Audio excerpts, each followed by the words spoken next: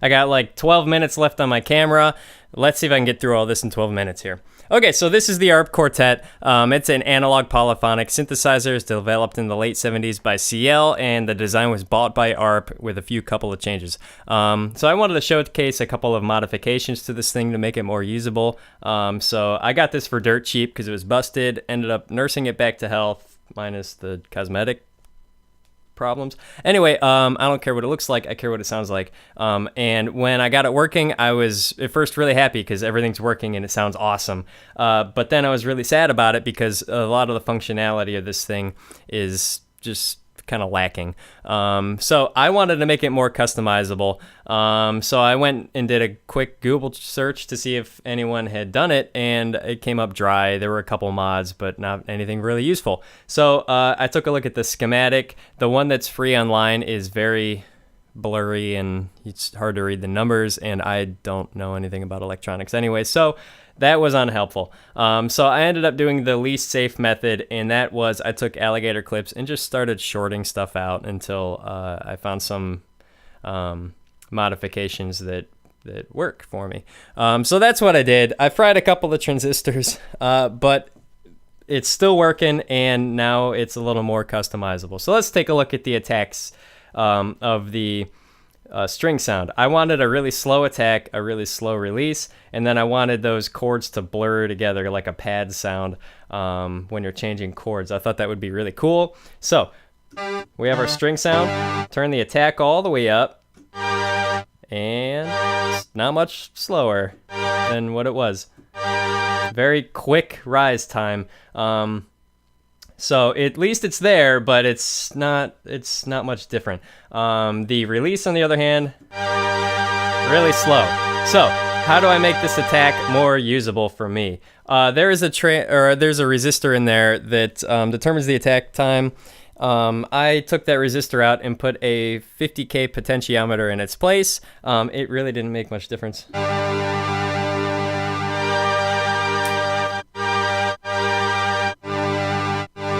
So, next thing I did was cut off power to the attack slider completely. With that switch, now there's no more power here. Now we're starting to get a slower attack. Still a weird delay, but at least that attack is slow. So we have the slow attack, slow release. We have the pad sound. Switch chords. With every chord change that you have, it cuts off the first chord that you had.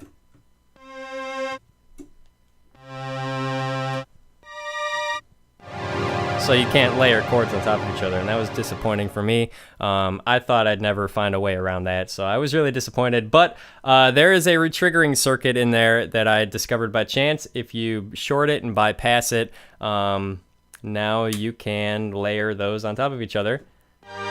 And you still have the attack.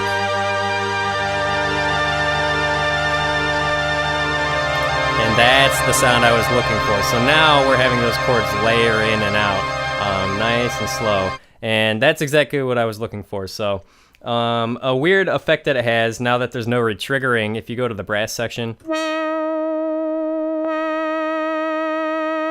vibrato is always on. The vibrato is supposed to have a delay when you hit each note, but now the vibrato just starts immediately. So why didn't they do it this way? Well, if you have brass and strings together and you play with the brass sound, oh, let's turn that. There it is. Each note that you hit while the brass is releasing retriggers that brass filter. So you'll hear each brass note keep triggering until those notes fade out. So that's really annoying. That might be the reason that they put that retriggering circuit in there. But anyway, you can bypass it. It's a really easy thing to do. You could just take alligator clips and do it. You don't even have to solder. So that was really nice. Okay, the piano sound. Piano here has its own built-in envelope. Has a really fast attack, immediate, very quick decay, and then slow release when you're holding down the note.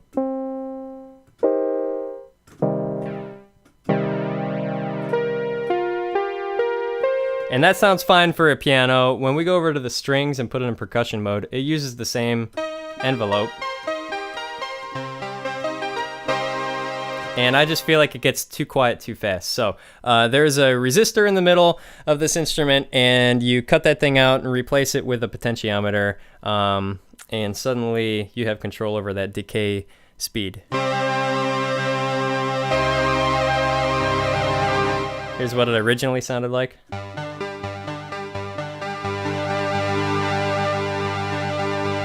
So this potentiometer here is a 20K potentiometer. Now you have control over that decay. It even works for piano.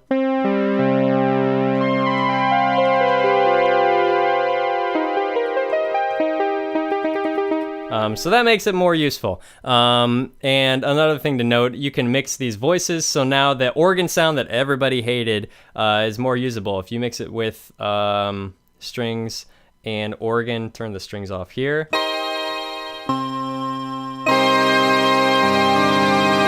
Now the organ notes can sustain and release. When it was by itself, you only had the attack, so it would always turn off when you let go, like a real organ. Anyway, there are 4 more quick mods I want to go through, and they all are about the brass. So this brass voice is all about its filter that it's run through. They give you an attack slider here, quick attack, slower attack. This slider also controls the decay speed, so not only the attack, it does decay as well. Here, go up and down. Now, it still does not give you a whole wide range of motion here, just like the other attack slider. So all you have to do is put a potentiometer in series with this. So that's this one right here, and I'm using 2.5 mega ohms here, so you can crank this thing all the way up.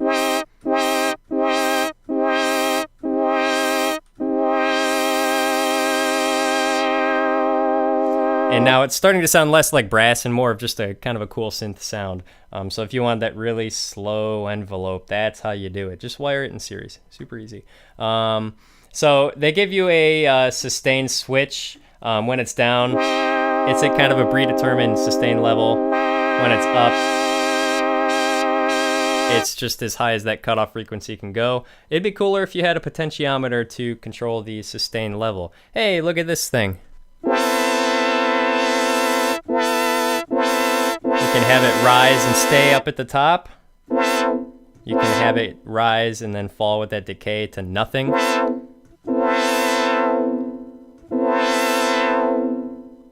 So that's pretty cool. This potentiometer is 500K. There's just a resistor in there to replace. So that makes it more useful. And now we have our filter. So we have to have control over cutoff frequency and resonance. We do have a little bit of control over the cutoff with this brilliance slider. But there's a resistor. You can replace it with a 200K potentiometer. And now you have more control over the cutoff. Like full control. There's a resistor on the F board, which is where the filter is located. Directly to the left of the filter chip, there is a resistor, and you can replace that with a 100K potentiometer, and now you have resonance control. There's no resonance. Turn that resonance all the way up and check it out.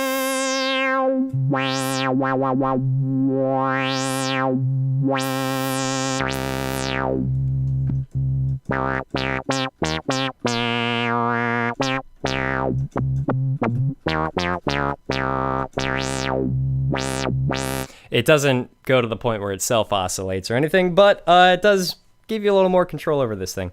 So those are all of the mods. That's the quick rundown, and we're still under 12 minutes, so yes, we're making it. Couple things that I wanted to do. I found a resistor that does vibrato speed, and you can make that vibrato speed go to the point where it sounds like a ring modulator, but I didn't do it just because I didn't have a use for it.